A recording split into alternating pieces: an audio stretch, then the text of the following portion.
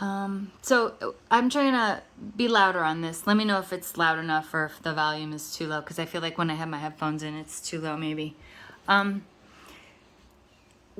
of the things I'd like to point out, and I want people to remember, and hopefully y'all are aware, otherwise you wouldn't be listening to my ass, is there's a lot of commentary on what's going on. There's on Roe, on motherhood, on feminism, on same-sex marriage, whatever, anything, any issue that we have today, economy, without considering that issue in the wider context of the collapse that we ourselves are here in the U.S. are in we'll call it the middle of the beginning. And other parts of the world are in the middle of, we'll say like a Sri Lanka, Sierra Leone, or, maybe a Venezuela. So a lot of people are in the middle of the collapse already. But here we're still at the middle of the beginning.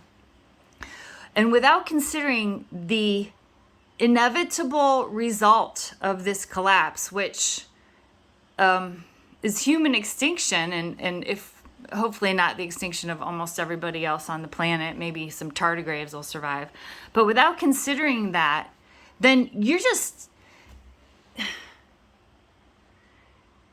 being nonsensical. It's insanity to not consider that whole context.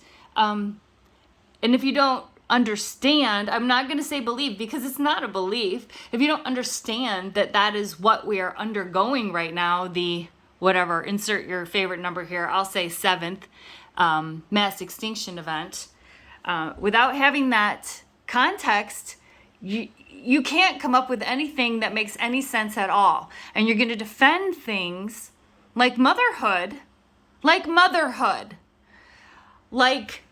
fucking males. You're going to defend things that are going to make it that much worse on the way down.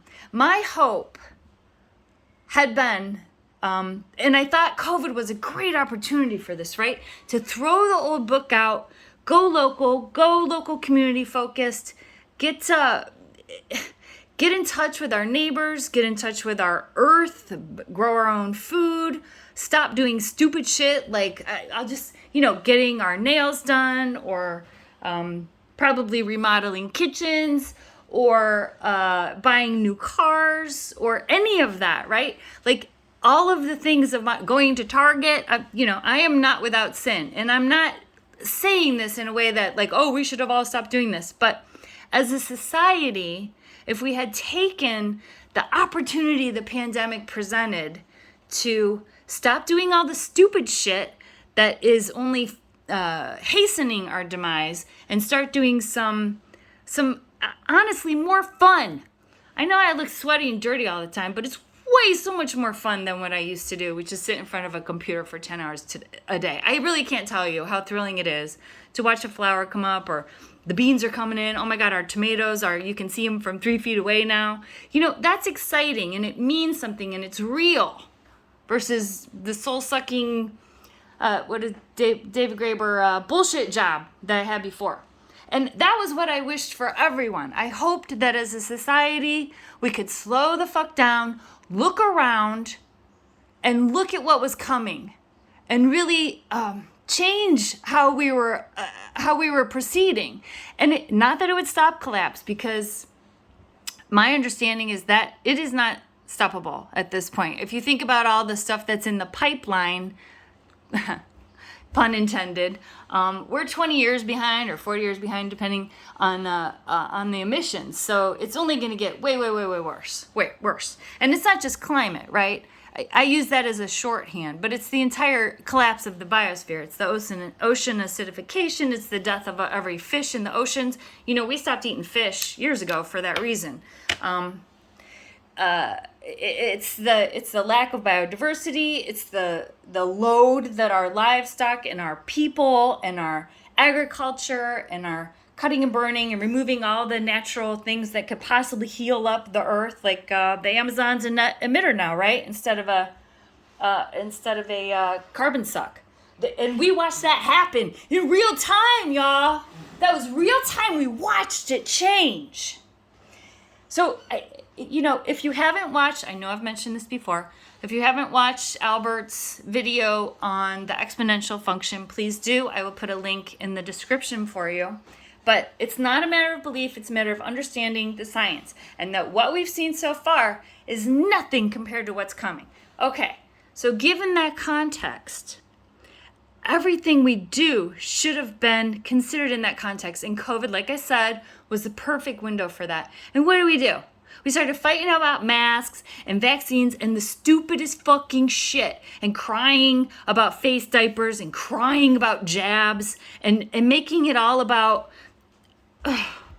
our fifis and our freedoms, instead of looking to our neighbors and saying, okay, what do we really need to do here?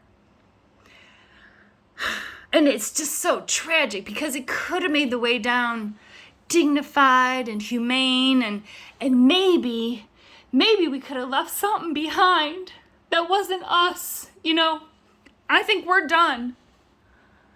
But we could have made it so maybe a few other species would have made it through the filter.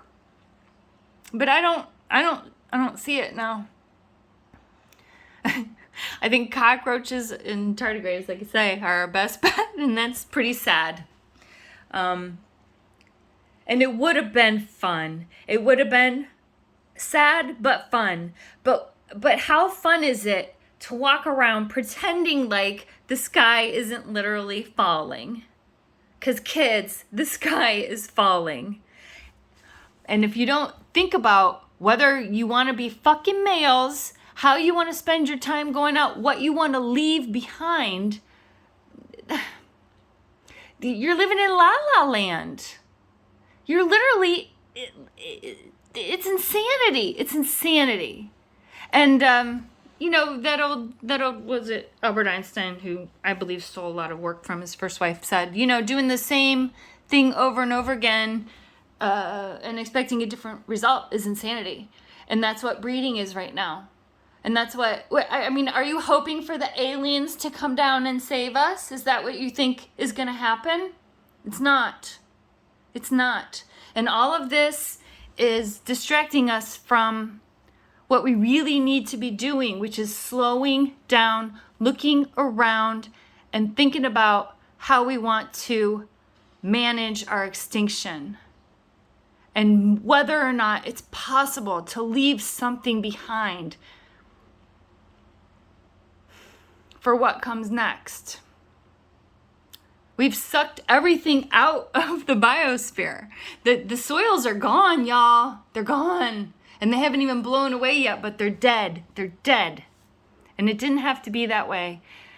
And we could still stop, but not if you won't look at reality. Not if you want to get all up in your fucking feelings. And on both sides, I'm talking right and left. Not if you don't want to just go through the process. It's hard to do. Go through the process of looking what's happening, understanding it, the stages of grief. That's a real thing. I think it's a real thing. And until you get through that, you're coming at it from a place of just insanity. And now I'm rambling now, so I'll stop. But let's always consider the wider context that we're having these conversations in, okay? And, I hope you have a great collapse, everybody. I wish you well. Bye.